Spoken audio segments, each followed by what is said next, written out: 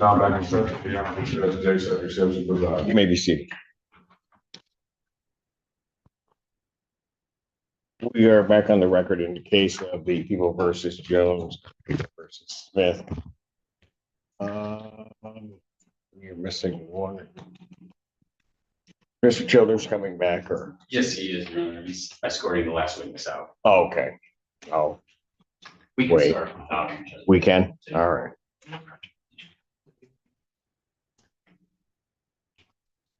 The record to reflect the defendants and their counsel are present.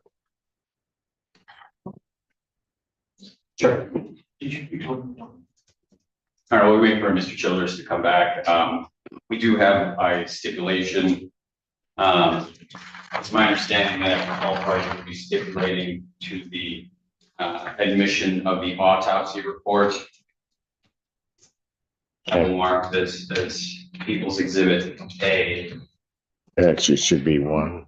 Should be one, sorry, Judge. Is that a correct statement?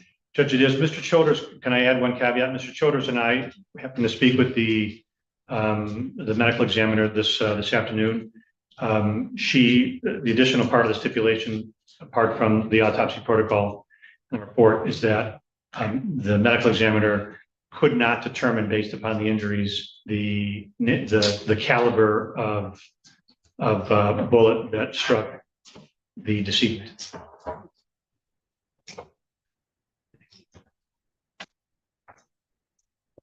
But is that, well, is that stipulated to That is, by the people? That is? yes. All right. That's correct. All right. So stipulate to the admission of People's Exhibit 1.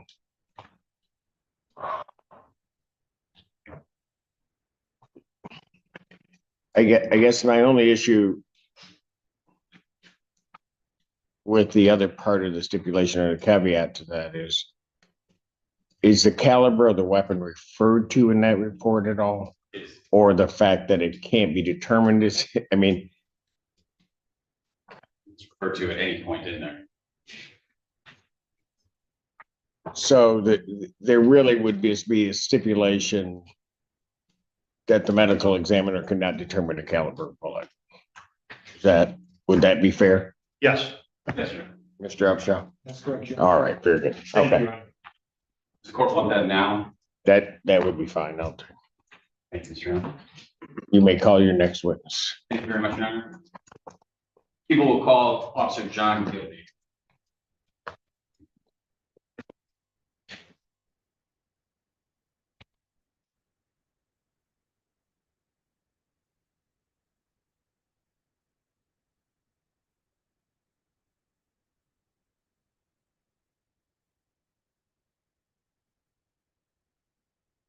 Your Honor, I'm going to ask the court to bear with me. We'll be attempting to utilize technology.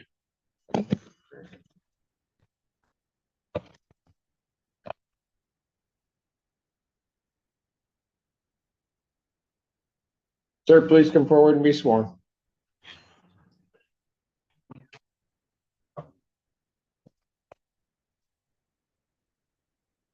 Take a seat, raise your right hand. Do you solemnly swear the testimony you about to give will be the truth, the whole truth, and nothing but the truth, so help you God? I do.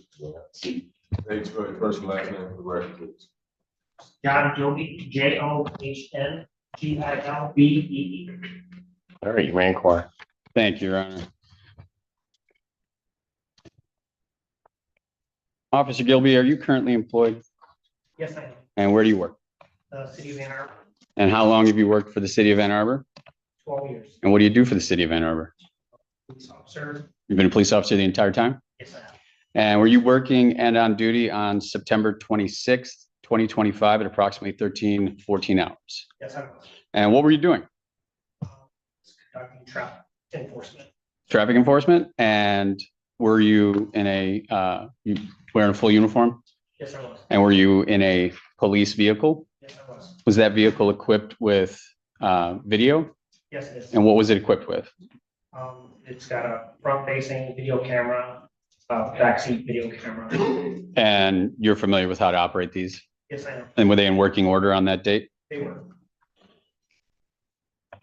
Thank you. And where were you located at that time? I was working the Packard Safety Corridor, which is Packard Flat Road. And that is in the city of Ann Arbor in the county of Washtenaw? Yes, it is. And what, if anything, happened? Or as you were working that corridor, what were you doing? I had just conducted a traffic stop and was finishing paperwork in the car. And where exactly were you located? I had parked in front of the Thrive Dentistry. The vehicle that I had stopped pulled in there, and I was parked parallel to that business. And can you describe for the court where exactly you are? Are you in a street, parking lot? It's a parking lot that runs parallel to Packard Road, And just east of Platte. just east of Platte. And then what happened, if anything, as you were filling out your paperwork? I was sitting in my patrol car and I heard a volley of gunfire, automatic gunfire behind my car. I looked in my rearview mirror and I saw a man running across the parking lot who was a victim. And then I exited my patrol vehicle to see what was going on. When you said you saw him running across the patrol, you were in your vehicle? Yes, I was. And which way were you facing? I was facing eastbound and I looked in my rearview mirror, and after I heard the gunfire, the first rounds of gunfire. And then I could see the victim running across the parking lot right behind the car. And what did, you said you stepped out after that? Yes, I did. And when you stepped out, what did you see? When I stepped out, I saw two men shooting at the person that was running. You saw two men shooting at that time? Yes. Can you describe those two men? Two black males, one in all black clothing, one with a gray hoodie, black pants. Is there anything else you can describe about them? One had longer hair. Could you estimate their ages or anything at that time? Okay. Could you see firearms in their hands? Yes. And you said you heard a volley of gunfire. That was automatic fire? Yes, it was. How do you know that was automatic fire? I served in the United States Marine Corps and I'm familiar with what automatic gunfire sounds like. How many shots did you hear or could you tell? Close to 50 probably. Sounded that way? Yes. Okay. Did you say 15 or 50? 50. What's that? As you heard that, you said you saw two young men running with guns and firing. What happened next? They got into a Burgundy Chevy Malibu. And then what did they do? They quickly sped out of the parking lot. Could you see who got into which side? No. And then when they sped out of the parking lot, what did you do? Immediately got right behind the vehicle and pursued them. Now, when you did that, was your patrol vehicle camera working? Yes, it was. Your Honor, I am going to attempt to play People's Proposed Exhibit number 2. Gonna show. Okay. Yeah, I don't have the issue. Already.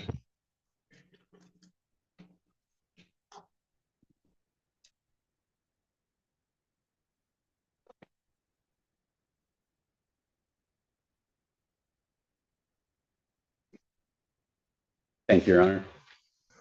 Officer Gilby, can you see what is being projected onto the TV screens here in the courtroom? Yes, I can. And what is that? That's the front-facing camera inside my patrol vehicle. And what can you observe in that right now? I'm just facing eastbound. I'm in that parking lot that I described at the corner of Packard Platte. And this is where you were parked when you started hearing gunfire. Correct. All right, I'm going to hit play and start to let this go.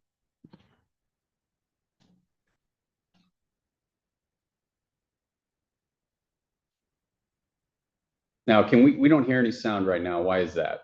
I believe that the audio starts, it begins recording 30 seconds before the lights are activated. The audio will start once the lights are activated. So at this time, 30 seconds prior to the activating of the lights. thank you.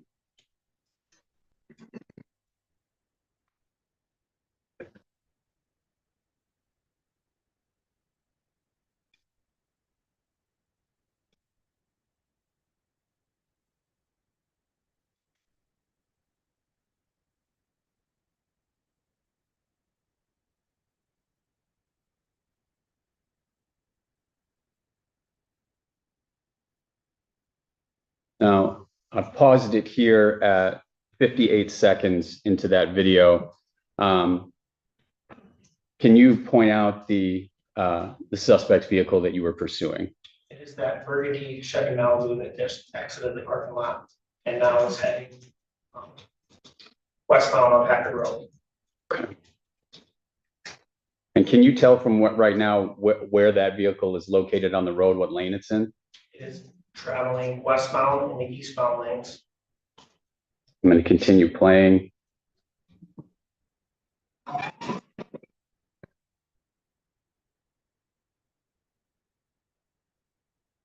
I've stopped the video at 1 minute and 2 seconds. Can you see the suspect vehicle at this point? Yes, I can. And what is it doing? It is making a left-hand turn onto Platte Road, traveling southbound. And in what lane is it making that left-hand turn? I don't know what he ends up into the regular lane, the southbound. But he's coming out of the oncoming lane. Okay. Turning your attention to the sidewalk on the left, what can you observe there? As I was driving by, I could see the victim lying motionless on the sidewalk. And you continued pursuit? Correct.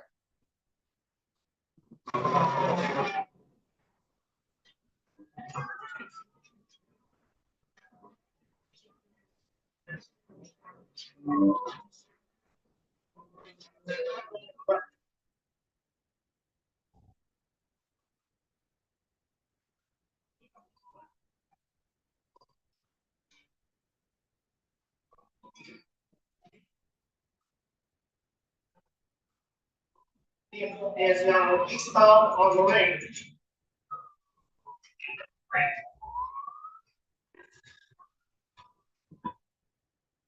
I'm going to pause that there, but I think I may have paused it in an inopportune moment. But I may back that up just a hair. Perfect. I have it stopped currently at 1 minute, 39 seconds. As you rounded the corner here, what did you observe? I observed the driver of the vehicle running from the vehicle into the neighborhood. How do you know it was the driver of the vehicle? He exited the driver's side door. Did you observe him do that? Yes, did. Okay. And what was he wearing? There were black pants and a gray hood. Gray hoodie. Okay.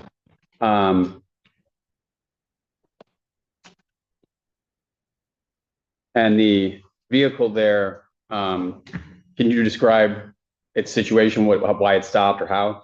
The vehicle hit a tree that was at the corner. And as you were approaching here, what street are you turning from? They're now turning eastbound on the lane From what street? from Platte Road. And what is the speed limit on Platte Road? The speed was 35 miles per hour.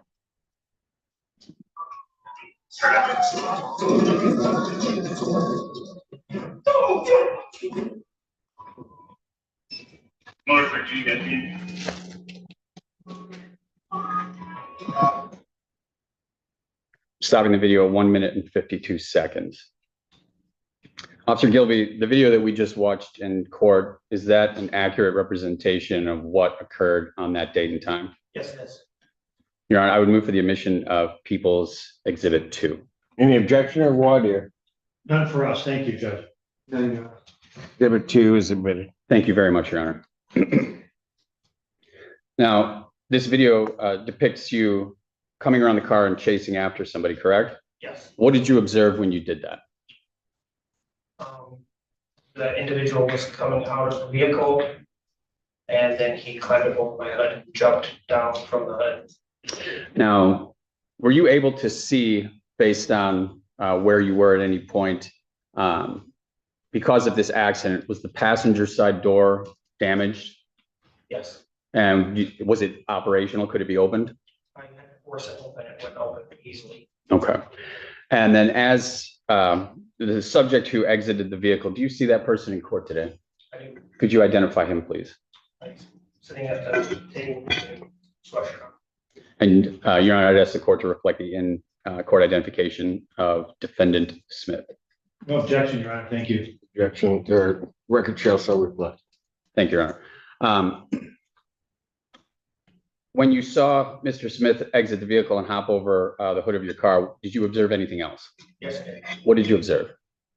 When Mr. Smith hit the ground, black handgun fell off of this person onto the ground from And then after that dropped, he continued running around the car.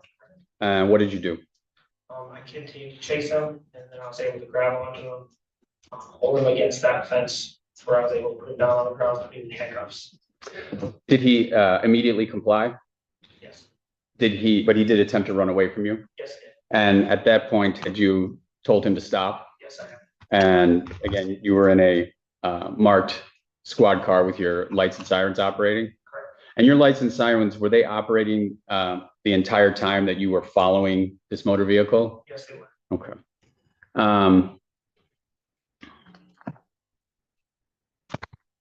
After Mr. Smith complied, you were able to put him in handcuffs? Yes, I was. And what did you do with him then? I placed him in the backseat of my patrol car. And after you put him in the backseat of your patrol car, did you go back and look at that firearm on the ground? Yes, I did. And can you describe for the court what you found? It was a 10 mm semi-auto, but it had a switch on the back of it. Can you describe what you mean by a switch on the back of it? It's like some kind of a metal adapter that's on the back of the gun that turns it into full auto. And as you testified earlier, that you had heard automatic gunfire. Correct. The weapon also had an optic on top of it. Can you describe what you mean by that? It's like a raised up sight that puts a dot instead of the traditional metal sight. And then what did you do with that firearm once you found it? I made sure that it was safe and I put it on the front seat of my patrol car. Were you able to ascertain the caliber of that firearm by looking at it? Yes, And what was the caliber? 10 mm. And that's based on your experience in both the military and as a police officer?